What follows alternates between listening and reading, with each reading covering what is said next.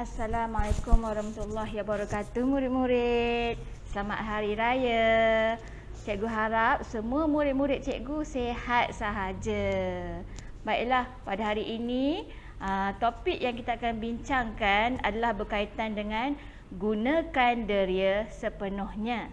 Sains tahun 1. Dalam topik ini, cikgu nak semua murid tahu apakah deria yang boleh digunakan jika salah satu daripada deria yang kita ada tidak berfungsi. Yang kedua, cikgu nak murid-murid tahu apakah alat bantuan yang kita boleh gunakan sekiranya ada deria kita yang mengalami masalah. Okey, kita tengok slide yang seterusnya. Murid-murid ingat lagi tak?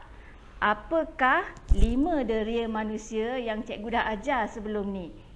Okey, yang pertama sebut sama-sama Kalau murid-murid ingat kita sebut sama-sama. Yang pertama adalah deria, nampak gambar mata ni. Kalau mata kita ada deria apa? Deria penglihatan. Yang kedua, organnya adalah telinga. Kalau organ telinga, deria yang kita ada adalah deria pendengaran. Yang ketiga, yang ni macam yang cikgu cakap sebelum ni, ini bukan tangan organnya. Organnya adalah kulit.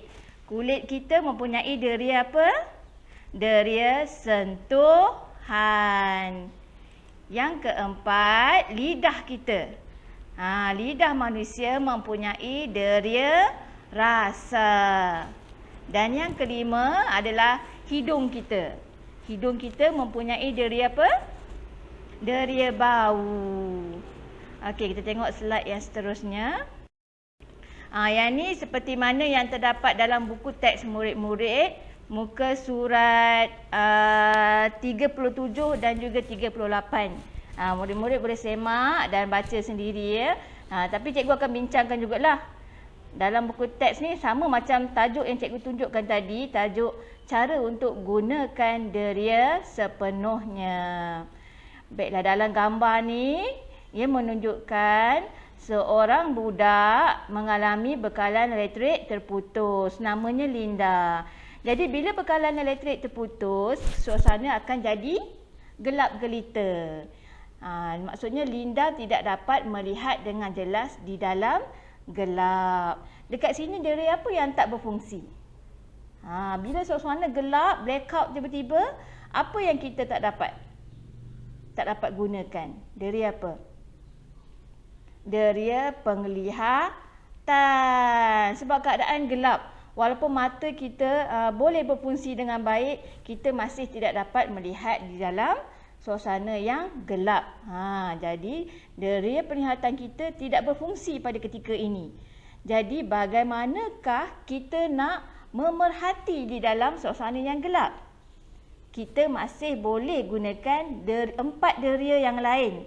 Tapi tak semua deria yang kita perlu gunakan Dalam situasi ini, Linda dia nak mencari lampu suluh. Dia nak mencari lampu suluh. Jadi deria apa yang Linda patut gunakan supaya dia dapat mencari lampu suluh? Cikgu tanya satu-satu Adakah Linda perlu gunakan deria pendengaran? Tak perlu. Kenapa? Kerana lampu suluh tak ada bunyi. Yang kedua, adakah Linda perlu menggunakan deria bau? Tak perlu, kerana lampu suluh tidak mempunyai bau. Rasa dengan lidah. Perlu tak Linda gunakan lidah dia untuk mencari lampu suluh dengan merasa semua objek di dalam bilik? Tak perlu sebab kalau dia rasa pun lampu suluh mana ada rasa. Okey, dan yang keempat iaitu deria sentuhan menggunakan kulit kita. Adakah Linda patut menggunakan deria sentuhan untuk mencari lampu suluh? Ya. Selain daripada deria penglihatan, jika deria penglihatan kita tidak berfungsi, kita boleh menggunakan deria sentuhan untuk mencari lampu suluh. Sebab itulah kita dalam gelap, tangan kita akan meraba-raba objek di sekeliling kita, supaya kita dapat kenal pasti apakah objek yang berada di sekeliling kita. Jadi inilah kaitannya dengan gunakan deria sepenuhnya. Tak semestinya kita boleh guna satu deria saja. Kita boleh guna deria kita yang lain untuk mengecam objek. Ni soalan cikgu ni. Dekat bawah ni cikgu ni soal. Mengapakah Linda tidak menggunakan deria lain untuk mencari lampu suluh? Macam yang cikgu cakap tadilah. Kalau dia guna telinga, lampu suluh tak ada bunyi. Kalau dia guna deria bau, lampu suluh tak ada bau. Dan kalau dia gunakan deria merasa, lampu suluh juga tak ada rasa. Jadi deria yang paling sesuai untuk Linda gunakan adalah deria sentuhan. Bagaimanakah Linda mengetahui objek yang disentuh ialah lampu suluh? Pernah tak kamu cuba pejam mata dan kamu cuba pegang objek tu dan cuba teka apakah objek tersebut? Dapat tak kamu teka? Biasanya dapat ya. Kita boleh teka objek melalui deria sentuhan dengan cara kita sentuh dan kenal pasti struktur dan tekstur objek tersebut. Adakah objek tersebut keras atau lembut? Adakah objek tersebut besar atau kecil? Apakah bentuk objek tersebut? Semuanya boleh dilakukan melalui deria sentuhan. Okey, yang kenali objek ni kita tak boleh buat ya, sebab PDPR cikgu tak nak menyusahkan mak ayah. Jadi nanti kita akan buat di sekolah sajalah. Kesimpulannya, apabila sesuatu deria tidak berfungsi dengan baik, kamu masih boleh menggunakan deria yang lain untuk memerhati. Contohnya, kalau tak boleh gunakan deria penglihatan, masih boleh menggunakan deria sentuhan ataupun pendengaran atau deria bau ataupun deria sentuhan. Okey, tengok gambar yang bawah ni. Yang sebelah muka surat 38 ya. Ada dua objek dekat sini. Objek yang pertama adalah cermin mata. Objek yang kedua, yang bentuknya macam telinga ni adalah alat bantu pendengaran. Apakah kegunaan cermin mata? Cermin mata ini adalah salah satu daripada alat bantu yang kita boleh gunakan untuk melihat apabila mata kita tidak dapat melihat dengan jelas. Contohnya rabun. Cikgu tahu ya, tahun 1 pun ada beberapa murid yang telah menggunakan cermin mata. Kerana apa? Kerana mereka ada masalah rabun. Tapi tak apa, sebab teknologi sekarang dah canggih. Rabun pun kita masih boleh menggunakan cermin mata untuk membantu kita melihat dengan lebih jelas.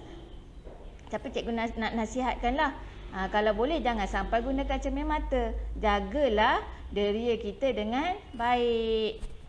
Bila tengok benda yang melibatkan skrin tu, jangan terlalu rapat. Contohnya tengok phone, laptop ataupun TV. Jangan terlalu rapat dengan skrin. Jangan membaca di dalam gelap. Dan jika kamu tidak rabun, jangan sesekali cuba untuk memakai cermin mata ayah atau kakak kamu yang rabun. Boleh? Okey. Kemudian yang kedua ni, yang bawah ni, yang bentuk macam telinga ni, macam cikgu cakap tadi, adalah alat bantu pendengaran. Alat ini kita gunakan untuk membantu orang yang mempunyai masalah pendengaran, atau bahasa kasarnya orang yang pekak. Dia boleh membantu deria pendengaran yang tidak dapat berfungsi dengan baik supaya mereka dapat mendengar dengan lebih jelas. Okey, kita tengok akhir sekali cikgu ada sedikit kuis pengukuhan untuk semua. Okey, baca sama-sama ya, ikut cikgu baca. Warnakan deria yang boleh digunakan apabila satu deria tidak berfungsi. Dekat sini dia suruh warnakan. Tapi sebab cikgu tak boleh nak color pada skrin komputer cikgu ni, cikgu bulatkanlah sahaja ya. Okey, nombor 1. Ada gambar budak. Budak ni pegang loceng, matanya ditutup. Apakah deria penglihatan yang tidak berfungsi dengan baik pada murid pada soalan nombor 1 ni? Deria penglihatan. Ya, deria penglihatan dia tidak dapat berfungsi dengan baik kerana dia menutup mata. Jadi murid-murid rasa apa deria yang sesuai untuk budak ni guna supaya dia kenal pasti apa objek yang dia pegang. Loceng ni. Macam mana dia nak tahu objek yang dia pegang ni loceng? Kita gunakan deria hidung ke? Tak, loceng tak ada bau. Deria rasa? Tak, loceng tak ada rasa. Jadi kita boleh gunakan deria pendengaran. Sebab apa? Sebab loceng ada bunyi bila kita goyangkan dia. Okey, soalan yang kedua. Ada durian. Dan budak ini pakai sarung tangan. Bila pakai sarung tangan, deria apa yang tak berfungsi dekat situ? Deria sentuhan.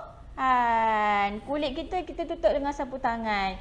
Jadi kita tak dapat menggunakan deria sentuhan kita dengan baik. Kalau kita tak dapat gunakan deria sentuhan kita, tak apa. Kita masih lagi boleh menggunakan deria lain untuk mengenal pasti apakah objek yang kita pegang itu. Untuk buat pemerhatian pada objek yang kita pegang itu. Okey, yang pertama, telinga. Boleh tak kita gunakan telinga untuk memerhati durian? Memerhati ni bukan melihat ya. Memerhati ni maksudnya membuat penyiasatan menggunakan 5 deria kita. Boleh tak kita memerhati menggunakan telinga durian ni? Tak boleh sebab durian tak ada bunyi. Mata. Boleh tak kita gunakan mata kita untuk buat pemerhatian ataupun memerhati buah durian ni? Bolehlah. Mata ni special. Hampir semua pemerhatian yang kita perlu buat pada setiap objek, kita perlukan mata sekiranya mata kita berfungsi. Okey, jadi mata boleh digunakan untuk memerhati durian. Yang ketiga, rasa. Lidah untuk merasa. Boleh tak kita gunakan deria rasa kita untuk buat pemerhatian pada durian? Boleh, sebab buah durian ada rasa. Jadi soalan nombor 2 ni dia ada 2 jawapan. Kita kalau tidak mempunyai deria sentuhan, kita boleh memerhati objek tersebut menggunakan mata dengan melihat bentuk, warna dan struktur durian tersebut, dan juga lidah dengan merasa isi buah tersebut. Bukan rasa kulit dia ya. Rasa kulit dia cedera lidah awak nanti. Rasa isi durian tersebut. Okey, yang ketiga. Yang ketiga ni murid ni dia nak cium bau bunga, tapi dia tutup hidung dia. Jadi dekat sini deria apa yang tak berfungsi dengan baik? Deria bau. Sebab apa? Sebab dia tutup hidung dia. Bila kita tutup hidung, automatik kita tak dapat menghidu bau dengan baik.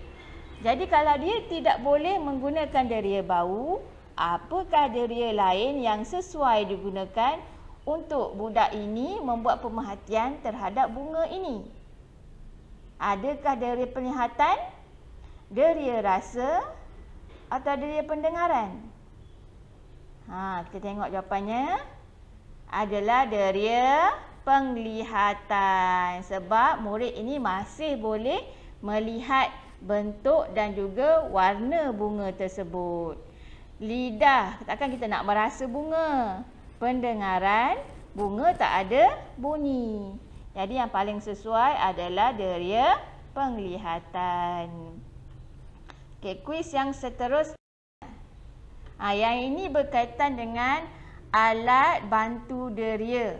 Yang cikgu dah sebut tadi ya. Okey, kita tengok murid ni apa yang jadi pada dia. Tulisan di buku ini kelihatan sangat kabur. Dia pun tengok buku dia dekat-dekat je. Sebab apa dia tengok buku dia dekat-dekat macam tu? Padahal kita kalau tengok macam ni pun kita dah nampak kan. Kenapa dia tengok dekat-dekat, dia sepekkan mata dia?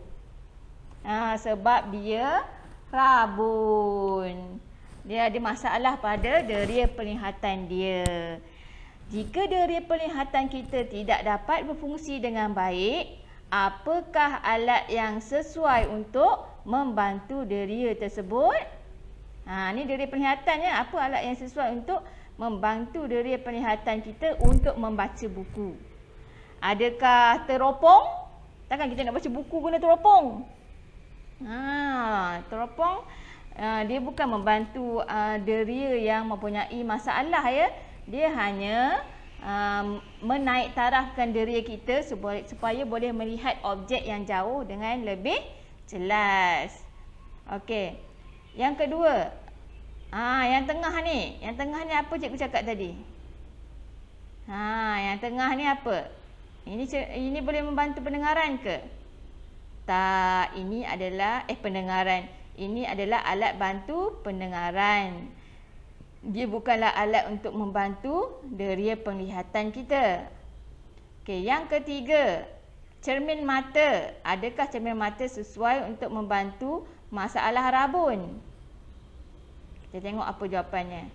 Ya, jawapannya adalah cermin mata. Cermin mata boleh membantu masalah rabun yang terdapat pada sesetengah orang. Okey, yang kedua situasinya. Budak ni jerit. Ali, jom ke kantin. Dia dah jerit, tapi kawan dia masih lagi apa? Saya kurang dengar. Kawannya masih lagi tak dengar. Maksudnya kawannya mempunyai masalah pendengaran. Apakah alat yang sesuai untuk kita bantu orang yang mempunyai masalah pendengaran? Kita tengok ya. Jawapannya adalah alat bantu pendengaran. Kanta pembesar dengan cermin mata tak ada kaitan dengan pendengaran. Itu adalah untuk membantu penglihatan sahaja. Ini adalah soalan ulang kaji yang terdapat di dalam buku teks kamu ya. Kamu boleh rujuk buku teks kamu, ada soalan ulang kaji ni. Namakan bahagian tubuh yang berkaitan dengan deria yang berikut. Ni bahagian tubuh dia lidah. Lidah ada deria apa? Kamu jawab sendiri ya. Kemudian ini tangan ni, kulit. Bukan tangan ni, kulit. Kulit ada deria apa? Yang ketiga, telinga. Telinga mempunyai deria apa? Cikgu harap kamu jawablah di rumah ya. Sebab kalau cikgu bagi jawapan, nanti kamu tahu. Tapi tak perlu jawab di dalam buku tulis. Jawab secara lisan saja ya, sendiri-sendiri. Okay, yang kedua, nyatakan deria yang ada pada manusia.